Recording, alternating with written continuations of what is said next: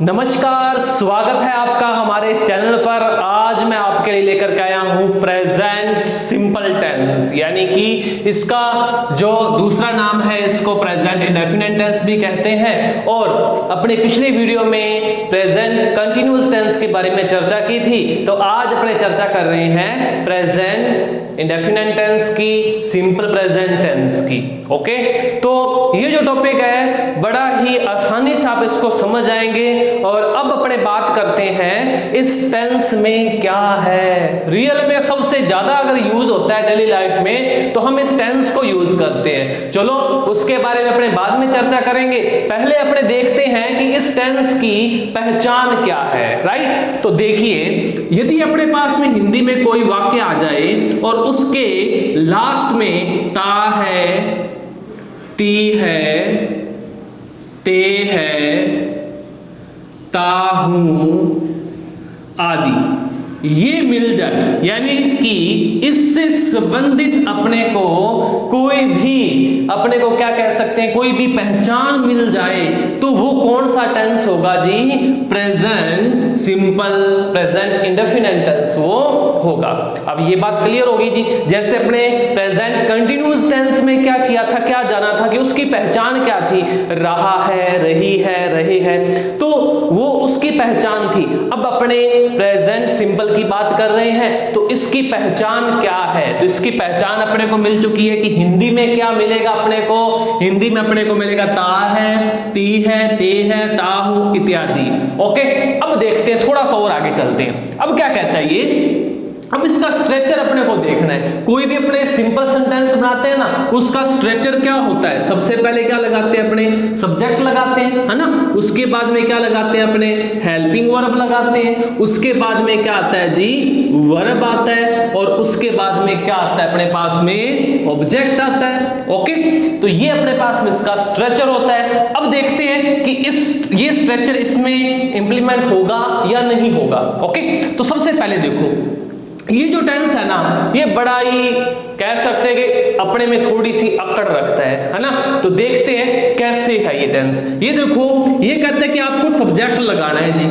मान लिया, इसकी बात मान ली। ये टेंस बोलता है कि आपको सब्जेक्ट यूज करना है, लेकिन आपको क्या करना है? जब आप सिंपल टेंस बना रहे हो ना, यानी कि सिंपल सेंटेंस बना रहे हो ना, तब आपको कोई भी हेल्पिंग वर्ब यूज नहीं करनी।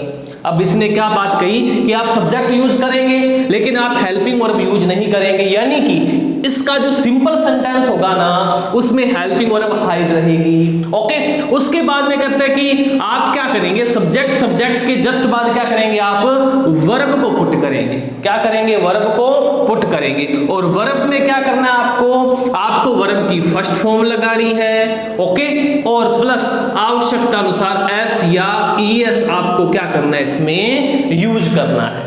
अब यहां पर अपने पास में इसने इतनी बात क्लियर कह दी। हाँ, और कहता है अगर ऑब्जेक्ट है तो ऑब्जेक्ट लगाओ, कोई प्रॉब्लम नहीं है। तो अब अपने देखते हैं इस टेंस में क्या कहा। अब पहले इसकी पहचान से अपने एक सेंटेंस देखते हैं। जैसे मैंने लिखा यहां पर, वह गाता है। देखो जी, पहले तो इसकी पहचान चेक करनी है कि इसी टेंस में से है या नहीं है ना। तो देखो यहां पर क्या आ रहा है? गाता है। ओके, ता है आ रहा है ना, तो ये कौन सा टेंस है जी? प्रेजेंट इंडेफिनिट टेंस है। ओके, ता है आ रहा है। अब अपने को ये तो पता चल गया। अब ये कहता क्या है? सबसे पहले क्या लगाओ? सब्जेक्ट लगाओ। ओके, तो सब्जेक्ट कौन है अपने पास में? वह है ना। गाता है, इट मींस क्या है? लड़का है। तो वह को अपने क्या करेंगे? इंग्लिश में लिखेंगे। तो क्या आएगा प्रोनाउन इसका? सब्जेक्ट इसका क्या आएगा? ही। पहला काम कर दिया। ये कहता आपको क्या लगाना है जी? सब्जेक्ट लगाना है। सब्जेक्ट अपने यहां पर पुट कर दिया। नंबर 2 पर क्या कहता है? हेल्पिंग वर्ब आपको लगानी नहीं है। प्रेजेंट कंटिन्यूअस टेंस में क्या हो रहा था? हेल्पिंग वर्ब अपने यूज कर रहे थे। कौन सी कर रहे थे?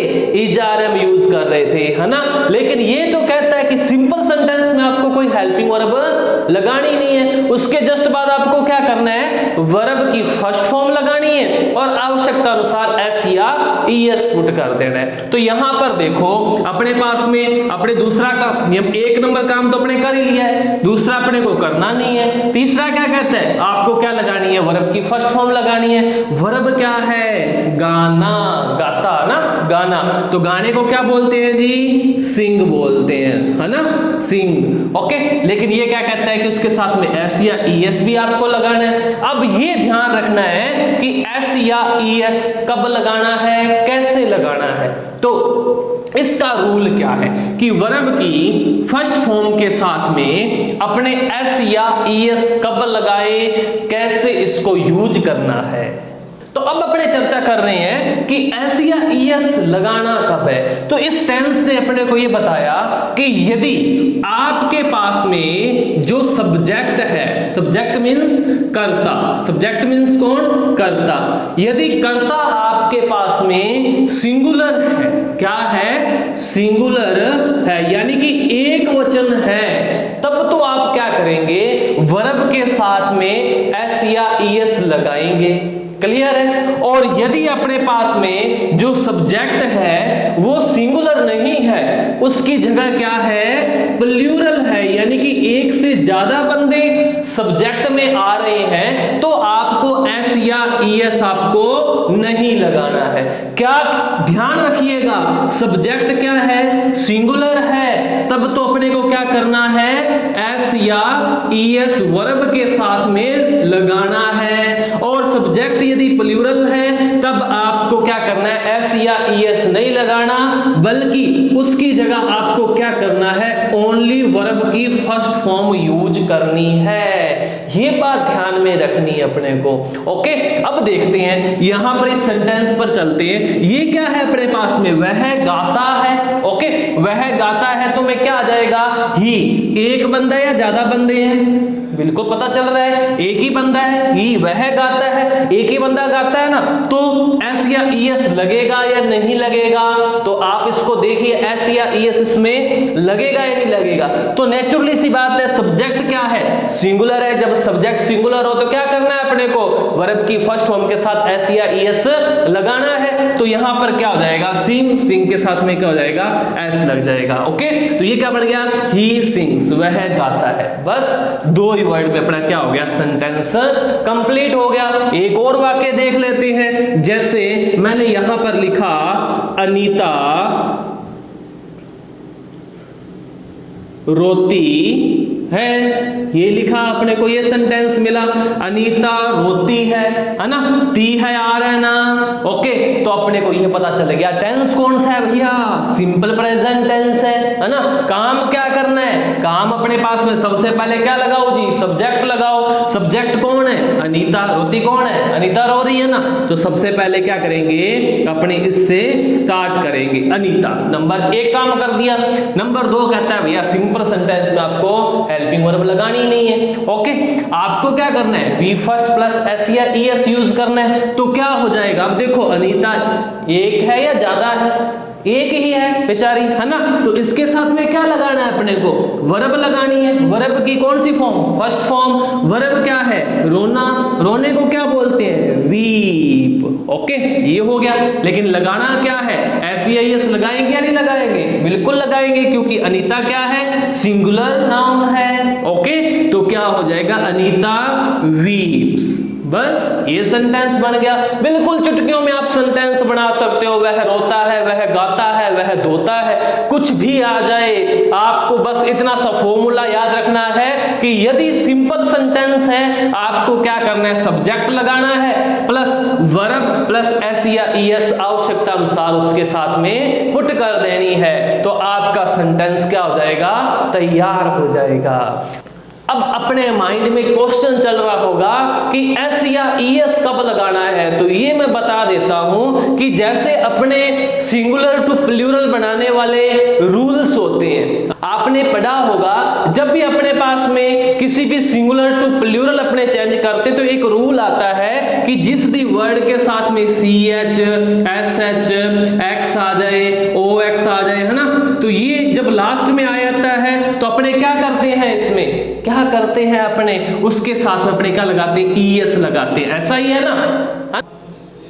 तो वर्ब के साथ में भी वैसा ही रूल पुट होगा जैसे यहां पर अपने पास में मिल गया PUSH, ओके, पुश मिल गया, है ना।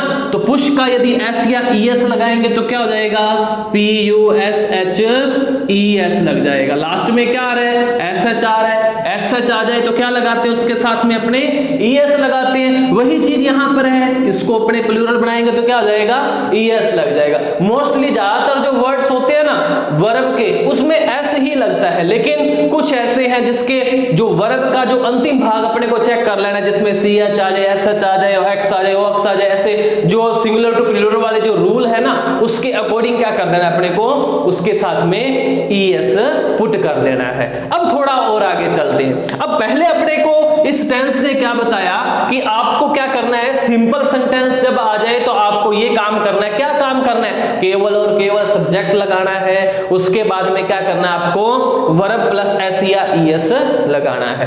अब देखो थोड़ा सा और आगे चलते, इसको समझते हैं ध्यान से। तो अब थोड़ा सा और आगे चलते हैं कि इन एक सेंटेंस और समझाता हूं मैं आपको, उसको ध्यान से समझना। जैसे यहां पर अपने को दे दिया तुम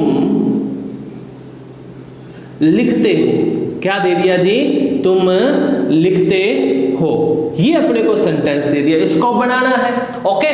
अब देखो तुम लिखते हो ये आ गया, अब इसको क्या करना है अपने को इंग्लिश में बनाना है। तो इंग्लिश में इसको ट्रांसलेट करने से पहले क्या करेंगे, अपने इसकी पहचान देखेंगे ना, ते हो आ रहा है ना, क्या रूल लगेगा, यही रूल अपने पास में। सेंटेंस कौन सा है, सिंपल है, क्योंकि ना तो ना का भाव आ रहा है ना ही क्वेश्चन मार्क है अपने पास में, ओके। तो अब इसमें क्या करेंगे, इस रूल को फिट करेंगे। तो पहले क्या लगाना है जी, सब्जेक्ट लगाना है। सब्जेक्ट क्या है, तुम को किससे लिखते हैं इंग्लिश में, यू में, ओके, यू से लिखते हैं, यू। दूसरा काम क्या करना है, हेल्पिंग वर्ब तो लगानी नहीं है, ओके। क्या करना है अपने को आगे, वी फर्स्ट प्लस S या ES लगाना है। अब देखो तुम लिखते हो, अब ये देखने में देखो अब ये प्लूरल है या सिंगुलर है, ये देखो सिंगुलर है या प्लूरल है, आई और यू, इसमें कंफ्यूजन होती है कि आई सिंगुलर है या प्लूरल है, यू सिंगुलर है या प्लूरल है। तो ये मैं आपका डाउट अब क्लियर करने वाला हूं। अब बात कर रहे हैं कि आई का यूज कहां होता है, सिंगुलर है या प्लूरल है, तो आई की बात करते हैं। तो आई में क्या है, आई की बात कर रहे हैं अपने, तो बहुत सारी जगह पर इसका यूज अपने देख सकते होता है। जैसे कोई व्यक्ति है, उसके पास में बहुत अच्छा घर है, तो क्या कहेगा, ये घर मेरा है भाई, ये कार मेरी है, ये जो बंगला है ये मेरा है ना। तो हर व्यक्ति का अपने आप को दर्शाने के लिए आई को यूज करेगा। यानी कि आई जो है ना, दुनिया में बहुत सारे लोग हैं वो आई को अपने लिए यूज करते हैं। अब बहुत सारे लोग हैं आई को यूज कर रहे हैं, इट मींस क्या हुआ, आई क्या हो गया, प्लूरल बन गया, है ना। तो आई का यूज एक व्यक्ति नहीं कर रहा बल्कि बहुत सारी दुनिया कर रही है, पल पल में हर व्यक्ति आई को यूज कर रहा है। इसलिए जो आई है ना, आई को प्लूरल माना जाता है। पहली बात ये क्लियर, ओके। जहां पर ज्यादातर इसको प्लूरल माना जाता है, जहां पर इसको प्लूरल नहीं माना जाता वहां पर इसके लिए अलग से हेल्पिंग वर्ब दी जाती है। तो अब आगे देखो कि आई का क्लियर हो गया कि आई तो क्या है भैया, प्लूरल है, अदरवाइज उसके लिए क्या दी जाएगी, अलग से स्पेशल हेल्पिंग वर्ब अपने को प्रोवाइड की जाएगी। Number 2 you. अब यू देखो, यू सिंगुलर है या प्लूरल है, इसका भी अपने को क्लियर होना चाहिए ना। तो अब यू की बात मैं आपको एक एग्जांपल से समझाता हूं। जैसे मैं क्लास में आया, ओके, मैं क्लास में आया तो मैंने कहा कि तुम खड़े हो जाओ, है ना। क्लासरूम में मैं आया, मैंने बोला तुम खड़े हो जाओ, तो मे भी ज्यादातर जो चांस है वो सारी की सारी क्लास क्या हो जाएगी, स्टैंड अप पोजीशन में आ जाएगी, यानी कि सारी की सारी क्लास खड़ी हो जाएगी, ओके। अब एक एग्जांपल और देखते हैं। मैं क्लास में मैंने इंटर किया, मैंने किसी एक स्टूडेंट की तरफ उंगली की और उसको कहा तुम खड़े हो जाओ, है ना, तुम खड़े हो जाओ। तो वो एक ही खड़ा होगा ना, बाकी सभी तो क्या है, स्टूडेंट रिलैक्स आराम से बैठे हैं। अब देखो तुम का अर्थ दोनों तरीके से निकल रहा है। मैं अंदर आया, मैंने पूरी क्लास के लिए वर्ड यूज किया तुम खड़े हो जाओ, इट मीन सारी की सारी क्लास के लिए वो निर्देश था। मैं अंदर आया, मैंने किसी एक स्टूडेंट की तरफ इशारा किया और उसको कहा तुम खड़े हो जाओ, तो वो एक खड़ा होगा। यानी कि यू का यूज कहां हो रहा है, सर्वव्यापी हो रहा है या नहीं हो रहा, ज्यादा जनों के लिए भी हो रहा है ना, तो ज्यादा जनों के लिए यूज हो रहा है ना, इसीलिए यू को प्लूरल कहा गया है। क्या कहा गया जी? यू को प्लूरल में कैटेगराइज किया गया है। तो अब यहां पर देखो यू क्या है? प्लूरल है। ओके, प्लूरल है तो क्या लगाना है अपने को? ऐसे ईएस लगाना है या नहीं लगाना? बिल्कुल नहीं लगाना। क्या लगाना है? केवल और केवल वर्ब की फर्स्ट फॉर्म अपने को यहां पर पुट करनी है। तो क्या हो जाएगा? वर्ब क्या है अपने पास में? लिखना। लिखने को क्या बोलते हैं? राइट। ओके, यू राइट, तुम क्या करते हो भैया? लिखते हो। ऑब्जेक्ट अगर आ जाए, तुम पुस्तक लिखते हो। मान लो यहां पर अपने को एक ऑब्जेक्ट दे दिया, तुम क्या करते हो? तुम पुस्तक लिखते हो। तो क्या हो जाएगा? यू राइट ए बुक, तुम क्या करते हो? पुस्तक लिखते हो, तुम एक पुस्तक लिखते हो। ओके, तो ये बन जाएगा अपने पास में। अब ये बात क्लियर होगी कि सिंगुलर और प्लूरल में अपने को एस या ईएस कैसे यूज करना है। अब थोड़ा सा और इसको समझना है अच्छे से। तो अब देखो, अपने पास में ये सेंटेंस तो सिंपल वाला है ना। अब अपने को क्या कह दिया कि आपको इस सेंटेंस को नेगेटिव बनाना है। जैसे यहां पर लिखा हुआ है, तो इसको दे दिया अपने को, तुम पुस्तक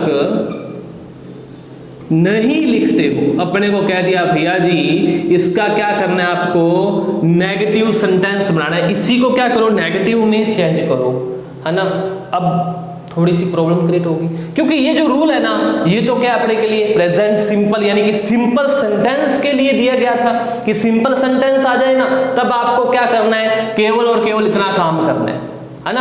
अब अपने इसका नेगेटिव सेंटेंस बनाने की कोशिश करते हैं, देखते हैं क्या बनता है। तो ये देखो, you okay not right a book.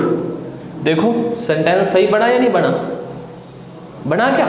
मैंने आपको अगर याद हो तो मैंने पिछली क्लासेज में एक बात बताई थी, जब अपने सेंटेंस का टॉपिक किया था तो मैंने बताया था कि नोट हमेशा तीसरे नंबर पर आएगा, थर्ड प्लेस पर नोट आएगा। लेकिन यहां देखो मैंने क्या किया, you not right a book, है ना, you not right a book, note तो लगा दिया अपने, यानी ये तो पता चल गया अपने को नहीं तो लगाना ही लगाना, ये तो क्लियर है। लेकिन लगाना कहाँ है? तीसरे नंबर पर लगाते हैं नॉर्मली, लेकिन यहां पर कितने नंबर पर लग गया? 2 नंबर पर लग गया। यानी कि मैंने एक रूल तो ये बताया कि नोट तीसरे नंबर पर लगेगा प्लस हेल्पिंग वर्ब के बाद लगेगा, है ना।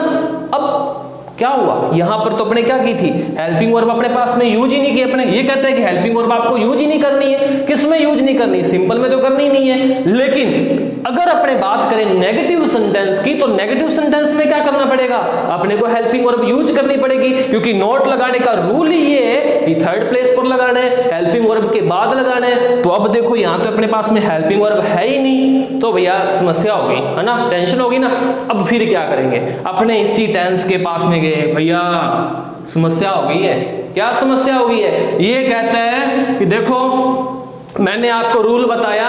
क्या रूल बताया? कि यदि मेरा सिंपल सेंटेंस आ जाए तब आपको क्या करना है? सब्जेक्ट लगाना है प्लस वर्ब लगानी है, इतना काम करना है। अरे मैंने कहा भैया जी ये तो आपका काम ठीक है, लेकिन अब आपको क्या करना है? इसमें आप हमें ये बताइए कि हमें नेगेटिव सेंटेंस दे दिया है, अब नेगेटिव सेंटेंस कैसे बनाएं? आपने सिंपल का तो बता दिया, नेगेटिव में क्या करें? तो अब प्रेजेंट सिंपल टेंस कहता है अच्छा ये बात है, अब मेरी जरूरत पड़ गई, है ना। तो इससे मिंत मुंत करके पूछा भाई तेरी हेल्पिंग वर्ब बता जिससे हम तेरे को नेगेटिव बना सकें। तो ये कहता है कि आपके पास में हेल्पिंग वर्ब है, वो है डू और डज। कौन सी भैया जी? डू और डज। यानी कि present simple tense, present indefinite tense की जो हेल्पिंग वर्ब है वो कौन सी है? डू और डज। लेकिन इसको यूज कब करना है? केवल नेगेटिव सेंटेंस बनाने के लिए और केवल इंट्रोगेटिव सेंटेंस बनाने के लिए। ओके, अब अपने को इसने क्या किया? हेल्पिंग वर्ब बता दी कि आपके पास में हेल्पिंग वर्ब कौन सी है? डू और डज। अब इतनी बात समझ में आ गई अपने को। अब फिर गए कि यार आपने डू और डज 2 हेल्पिंग वर्ब बताई है, इनका यूजस भी तो बताइए, इसका यूजस कहां होगा? इसका यूजस देखो कहां होगा? टेंस बोलता है कि डू है ना, डू आप यूज करेंगे किसके साथ में? प्लूरल सब्जेक्ट के साथ में डू को यूज करेंगे आप। किसको यूज करेंगे? डू को। किसके साथ? प्लूरल सब्जेक्ट के साथ। क्लियर? फिर देखो डज के पास, डज का यूज कब करना है अपने को? तो कहता है कि डज का यूज आप कहां करोगे? सिंगुलर सब्जेक्ट के साथ में आप डज का यूज करेंगे। अब दो बातें क्लियर हो गई कि अपने पास में क्या है, डू और डज हेल्पिंग वर्ब है, प्रेजेंट सिंपल की हेल्पिंग वर्ब कौन सी है, डू और डज है। दूसरी क्या बात बताई अपने को कि डू और डज तो है ना, डू और डज के साथ में क्या करना है अपने को, यूज कर देना है। अब इन दोनों का यूज अपने इसमें कैसे करेंगे, नेगेटिव सेंटेंस कैसे बनाएंगे, वो अपने अब देखने वाले हैं। तो देखो अब ये तो नेगेटिव सेंटेंस अपने को पता है ये तो है नहीं, क्योंकि नोट कौन से नंबर पर लगा रखा है, 2 नंबर पर लगा रखा है। थोड़ा सा और आगे चलते, अब इसके रूल पर चलते हैं, अपने हेल्पिंग वर्ब के रूप में अपने चलते हैं। ओके, तो देखो यहां पर क्या आ जाएगा, सबसे पहले क्या लगाया अपने, यू लगा दिया, सब्जेक्ट लगा दिया। ओके, नंबर 2 पर क्या लगाना है अपने को, हेल्पिंग वर्ब लगानी या नहीं लगानी, लगानी है ना। कौन सा सेंटेंस बना रहे हैं अपने, नेगेटिव सेंटेंस बना रहे हैं, ये ध्यान रखना। नेगेटिव सेंटेंस में क्या कहता है, आप सब्जेक्ट लगाओगे, टेंस बोलता है आप हेल्पिंग वर्ब भी लगाओगे नेगेटिव में, क्योंकि हेल्पिंग वर्ब के बिना तो नोट लगेगा ही नहीं। तो हेल्पिंग वर्ब क्या है, डू और डज। ओके, डू और डज, डू और डज में क्या देखो, अब यू के साथ में क्या आएगा, यू मैंने अभी एक्सप्लेन किया, यू सिंगुलर है या प्लूरल है, प्लूरल है ना, तो यू के साथ में क्या आ जाएगा, डू और डज में से डू आ जाएगा, you do. Okay, you do, उसके बाद में नोट लगाएंगे भैया, सब हेल्पिंग वर्ब के बाद में, you do not right a book. तो ये अपना सेंटेंस बन चुका है। ओके, तो अब आप नेगेटिव सेंटेंस भी समझ चुके होंगे कि नेगेटिव सेंटेंस बनाने के लिए अपने को क्या करना पड़ेगा, हेल्पिंग वर्ब लगानी पड़ेगी। नेगेटिव सेंटेंस के लिए हेल्पिंग वर्ब कौन सी है, डू और डज। डू का प्रयोग प्लूरल के साथ में, डज का प्रयोग सिंगुलर के साथ में करना है। तो ये बात अब अपनी क्लियर होगी। अब मैं बताता हूं इंट्रोगेटिव सेंटेंस भी बनेगा इसमें, वो कैसे बनेगा वो भी देख लेते हैं। जैसे यहां पर अपने पास में है, तुम पुस्तक लिखते हो, है ना, इसका अपने को दे दिया, ये सेंटेंस दे दिया, क्या तुम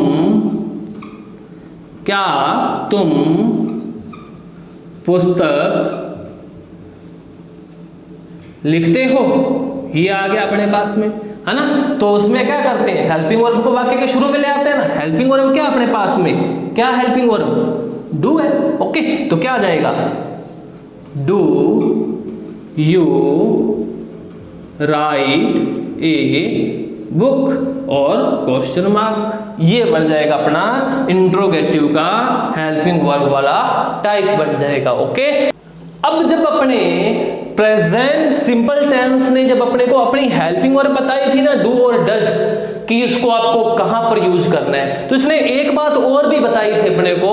वो कहता है कि जब आप डू और डज आप यूज कर दोगे ना किसी सेंटेंस में, तो उसके बाद में क्या करना है आपको, केवल वर्ब की फर्स्ट फॉर्म लगानी है। इट मींस कि आपको क्या नहीं करना, आपको वर्ब की फर्स्ट फॉर्म के साथ एस या ईएस नहीं लगाना।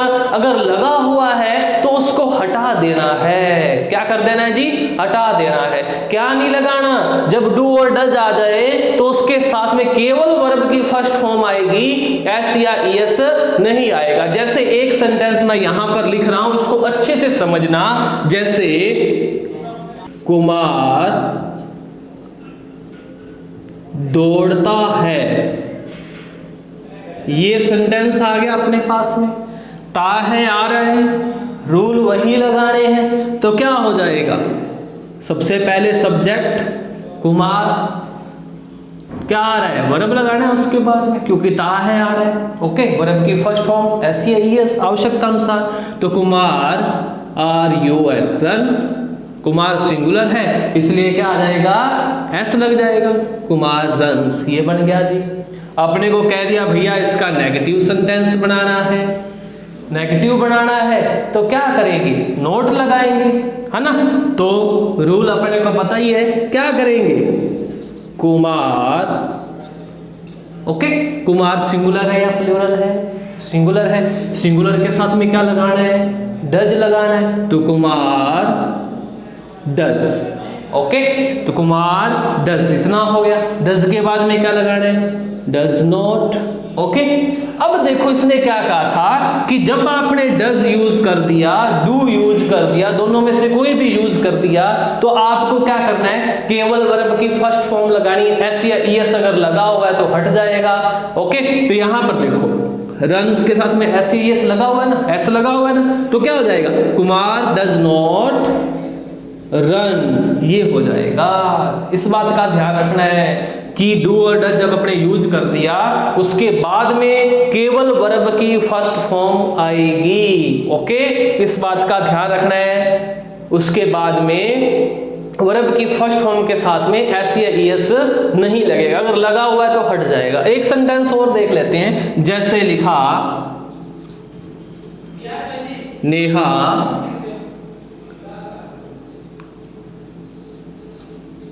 गीत लिखती है, ये वाक्य मिला अपने को। इसको क्या करना है, इंग्लिश में ट्रांसलेट करना है, बनाना है। तो क्या हो जाएगा, नेहा है ना, क्या कर रही है, गीत लिख रही है। तो नेहा काम क्या करती है, लिखती है। वर्ब क्या है, लिखना। तो नेहा राइट, ऐसे ही एस लगेगा नहीं लगेगा, लगेगा ना, क्या लग जाए, नेहा सिंगुलर है इसलिए क्या आ जाएगा, ऐसे ही एस लगाना पड़ेगा वर्ब के साथ में। नेहा राइट्स, क्या लिखती है, नेहा राइट्स सॉन्ग, ठीक है, नेहा राइट सॉन्ग, नेहा क्या करती है, सॉन्ग लिखती है। नेगेटिव कह दिया अपने को, इस सेंटेंस का क्या बनाओ जी, नेगेटिव बनाओ। ओके, तो नेहा राइट्स ए सॉन्ग भी आ सकता है, नेहा एक गीत लिखती है, कुछ भी आ सकता है ना। तो इसको देखना है, नेगेटिव बनाएंगे तो क्या आ जाएगा, नेहा, इसको चेक करो, नेहा।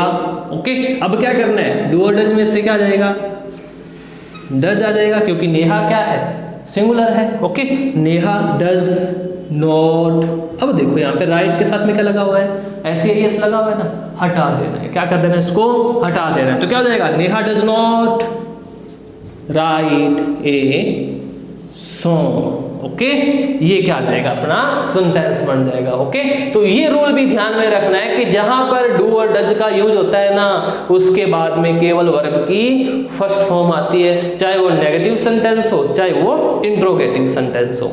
ओके, तो ये जो टेंस है इसको अपने क्या किया है, केवल इतना सा देखा है कि यदि अपने पास में हिंदी में ये वर्ड्स आ जाए तो उनको अपने क्या करना है, इंग्लिश में सेंटेंस कैसे बनाना है। इसकी जो टेंस की जो एडवर्बियल पार्ट है, यानी कि टाइम एक्सप्रेसिंग जो एडवर्ब का पार्ट है, या 10th क्लास या जो कंपटीशन एग्जामिनेशन में किस प्रकार से क्वेश्चन आते हैं, फिल अप द ब्लैंक आते हैं, वो भी रूल्स में आपको जल्द ही कराऊंगा। लेकिन उससे पहले अपने पास में अपना जो बेसिक है वो क्लियर होना चाहिए कि अपने को सेंटेंस बनाना आना चाहिए कि हम कैसे सेंटेंस बना सकते हैं, और उसके बाद में अपने फिल अप द ब्लैंक उनको कैसे कंप्लीट करेंगे वो भी अपने सीखेंगे। ओके, प्रेजेंट इंडेफिनिट टेंस का और भी बहुत जगह यूज होता है, कहां कहां पर यूज होता है वो भी आपको इसके बारे में अपने डिस्कस करेंगे। तो मैं सोचता हूं कि आपने प्रेजेंट सिंपल टेंस का जो मेन पार्ट है, जिसको अपने मोस्टली अच्छे तरीके से आप अच्छे से इसको समझ चुके होंगे।